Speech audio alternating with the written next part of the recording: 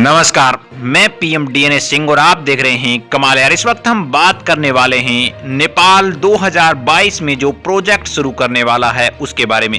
जी दोस्तों, नेपाल अब कई ऐसे प्रोजेक्ट ला रहा है जिसके कारण नेपाल जो है वो डेवलप करना चाहता है बहुत ज़्यादा तेजी के साथ और अपनी अर्थव्यवस्था को काफ़ी ज़्यादा सुधारना चाहता है। इसके अलावा लोगों में रोजगार पैदा करने के लिए भी बहुत सारे वर्क कर रहा है। तो इसके बारे में ही हम जिक्र करने वाले हैं, तो वीडियो के अंत तक बने रहिए। और अगर आप चैनल पे नए हों तो चैनल को सब्सक्राइब करके बेल आइकन दबा लीजिए ताकि आपको अगला अपडेट भी सबसे पहले मिल सके। तो चलिए वीडियो को शुरू करते हैं। दोस्तों, नेपाल ने पिछले कुछ सालों से ही ऐसी एक रिदम पकड़ी है जिसके अकॉर्डिंग हम कह सकते हैं कि नेपाल अब डेवलपमेंट के लिए काफी ज्यादा उतावला है। हमने देखा था कि गौतम बुद्धा इंटरनेशनल एयरपोर्ट जो अब इन प्रोग्रेस के बाद अब कंप्लीट हो चुका है और नवंबर 21 को उस पर पहली फ्लाइट भी उड़ेगी। इसके बाद हमने देखा था कि Gautam Buddha international cricket stadium जो कि अभी भी उसका वर्क चल रहा है, और उसके बाद हमने देखा था कि स्पोर्ट्स पार्क जो कि सबसे बड़ा यहाँ पे बिजनेस पार्क था जो चाइना और नेपाल मिलकर बना रहे थे और एशिया का सबसे बड़ा पार्क था।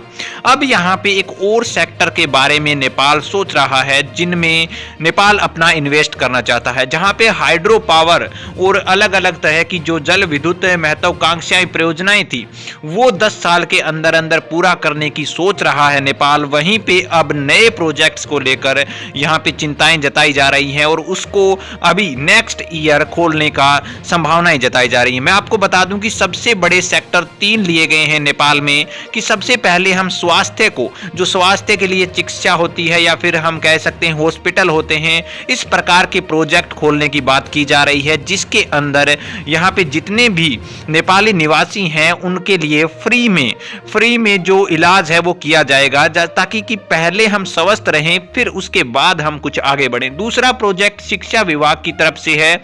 शिक्षा को सुधार लाने के लिए नई शिक्षा नीति के ऊपर डिस्कस भी किया जा सकता है। इसके अलावा जो सरकारी विद्यालय हैं उनको यहाँ पे सुधारा जाएगा, एजुकेशन को जो लेवल है उसको बढ़ाया जाएगा ताकि नेपाल की आने वाली पीढ़ी सुधर सके, क्योंकि भविष्य होता है वो स्कूली बच्चों पर ही डिपेंड करता है। अगर आप स्कूली बच्चों को अच्छे से पढ़ाएंगे, शिक्षा देंगे तो वो स्कोप अपने आप ढूंढ लेंगे। तो नेपाल का यही टारगेट है कि शिक्षा के स्तर को और ज्यादा बढ़ाया जाए।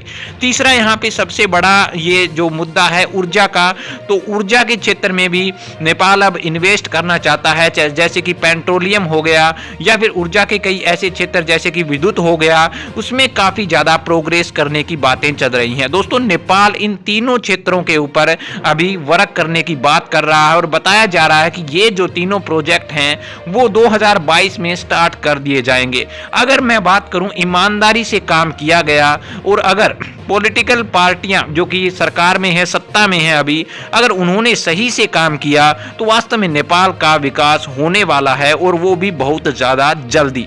जी हाँ दोस्तों, हम बात कर सकते हैं कि अगर ऐसा हुआ ईमानदारी के साथ तो ये विकास की दर है वो 2030 तक आपको स्पष्ट रूप से दिखाई देने वाली लगेगी। लेकिन अगर ऐसा नहीं होता है, धीमी गति से चलने का एक ही रीजन है करप्शन, और अगर करप्शन इसके अंदर समाहित हो जाता है तो आप सोच सकते हैं कि 2052 तक भी आपको कोई विकास देखने को नहीं मिलेगा।